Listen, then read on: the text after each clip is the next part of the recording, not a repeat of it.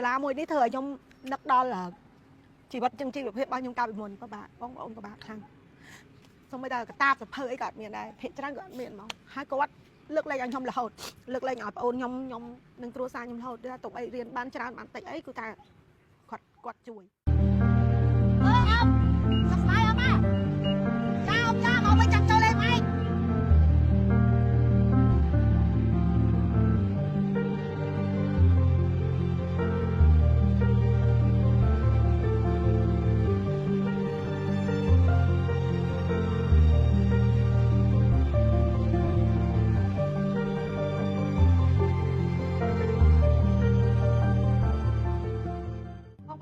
ជំរាបសួរថ្ងៃនេះខ្ញុំសូមនាំអារម្មណ៍បងប្អូនតលេខមកអតីតកាលរបស់ខ្ញុំបន្តិចដោយសារតា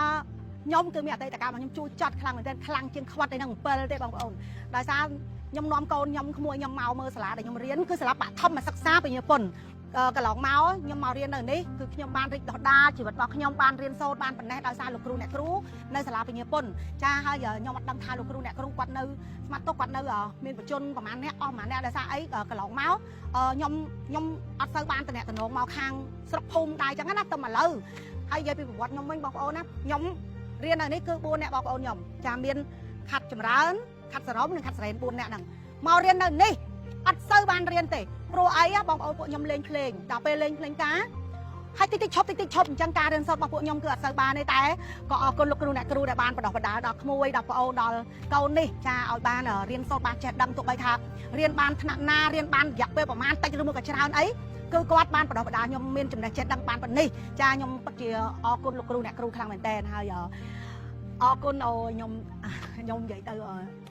ខ្ញុំសូមអរគុណដល់អ្នកគ្រូប៉ាងសយ៉ាងដែលគាត់គឺជាកាលពីមុនគាត់គឺជានាយកសាលានៅនឹងហើយគាត់ឱកាសតែខ្ញុំពិតជាអរគុណអ្នកគ្រូមែនដោយសារអ្នកគ្រូបានខ្ញុំមានវិន័យបានប៉ុណ្ណឹងសូម្បីតែសក់រៀងធំតិចក៏បានដែរបងប្អូនហើយពួកខ្ញុំដើរមកទេចាពួកខ្ញុំដើរមកជាមួយបងប្អូនខ្ញុំដើរកាត់មកពីផ្ទះមកដល់ហ្នឹងហើយដល់ពេលចប់ម៉ោង11ចប់ចេញពីរៀនគឺដើររំដល់ផ្ទះគឺម៉ោង2:10ហើយម៉ោង2:10ហ្នឹងគឺហេវបាយខ្លាំងមែនតើហ្នឹងហេវបាយខ្លាំងចាបងប្អូនហេវបាយហើយទោះបីហេវមកជាតែដូចថាខំប្រឹងចឹងណាបងប្អូនណាចានាំបងប្អូនដើរចឹងមានជួបដូចថាមានបត្រាមានអីចឹងបេះតាមផ្លូវហូបអីរហូតចឹងហើយខ្ញុំអរគុណលោកគ្រូអ្នកគ្រូខ្លាំងដែលបានបរិញ្ញាបត្រខ្ញុំឥឡូវដល់កូនក្មួយខ្ញុំទៀតអញ្ចឹងខ្ញុំពិតជាអរគុណលោកគ្រូអ្នកគ្រូខ្លាំងមែនទែនសាលាមួយនេះធ្វើឲ្យខ្ញុំនឹកដល់ជីវិតជីវភាពរបស់ខ្ញុំកាលពីមុនបាទបងប្អូនក៏បាទខ្លាំងសូម្បីតែកតាបសភៅអីក៏អត់មានដែរភាគច្រើនក៏អត់មានហ្មងហើយគាត់លើកលែងឲ្យខ្ញុំរហូតលើកលែងឲ្យបងប្អូនខ្ញុំនឹងគ្រួសារខ្ញុំរហូតថាទៅអីរៀនបានច្រើនបានតិចអីគឺថាគាត់ជួយហើយនេះខាងក្រោយខ្ញុំនេះកាលមុនខ្ញុំរៀនថ្នាក់ទី3ថ្នាក់ទី1ខ្ញុំរៀននៅក្រោមដើមឈើកាលមុនមានដើមទឹកប្រាំងមួយធំហើយថ្នាក់ទី1គឺខ្ញុំរៀននៅក្រោមដើមទឹកប្រាំងហ្នឹងដល់ចូលដល់ថ្នាក់ទី2ទី3បានរៀននៅនេះចាហើយថ្នាក់ទី4ថ្នាក់ទី5ខ្ញុំរៀននៅនោះកាលពីមុនមានត្រឹមថ្នាក់ទី5ទេហើយកន្លែងដងតុងជាតិអីគឺនៅដដែលអញ្ចឹងបានខ្ញុំចង់រំលឹកឡើងវិញថាប្រាប់ក្មួយប្រាប់កូនថា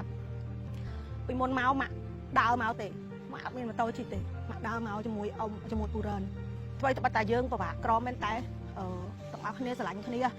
ណាគេមានកង់អីចឹងទៅជួនកាលអារម្មណ៍អីទូជាងគេចឹងទៅដឹកណាគេមានកង់អីចឹងទៅគេដឹកទៅមុនអ៊ំសុកចិត្តដើរចឹងទៅអញ្ចឹងបានអ៊ំសម្រាប់ចិត្តថាទិញកង់ថាឌីម្នាក់មួយឲ្យខ្លួនឯងដើម្បីឲ្យខ្លួនឯងងាយស្រួលជិះទៅរៀនណាកូនណាសាលាហ្នឹងខ្លួនឯងរៀនល្អលោកគ្រូអ្នកគ្រូរៀនឲ្យយើងល្អរៀនឲ្យមានសុជីវធម៌ខ្លួនឯងខំប្រឹងរៀនអ្នកក្មួយខ្ញុំនេះគឺឥឡូវនេះចាប់ផ្ដើមរៀននៅនឹងខ្លះរៀននៅពេញខ្លះបងប្អូនយើងអាបតរៀននៅខាងចិត្តសិល្បៈ Jasmine រៀននៅនឹងរៀននៅវិញ្ញាពុននឹងរយ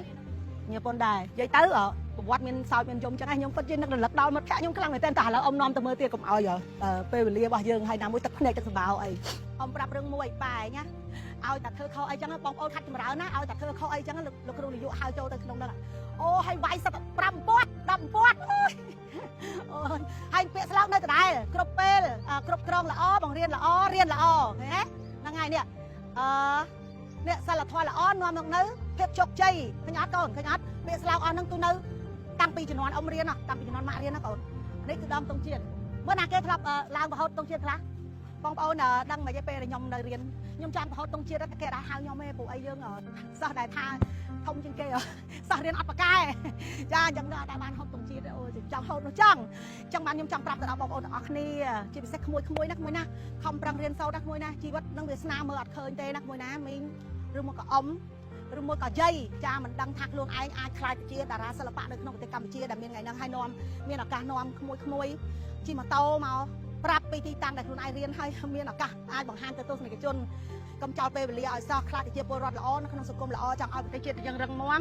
តោះតែយើងខំប្រឹងប្រែងរៀនចាអរគុណបងប្អូនទាំងអស់គ្នាដែលបានទស្សនាវីដេអូមួយនេះជម្រាបលាចាបាយបាយ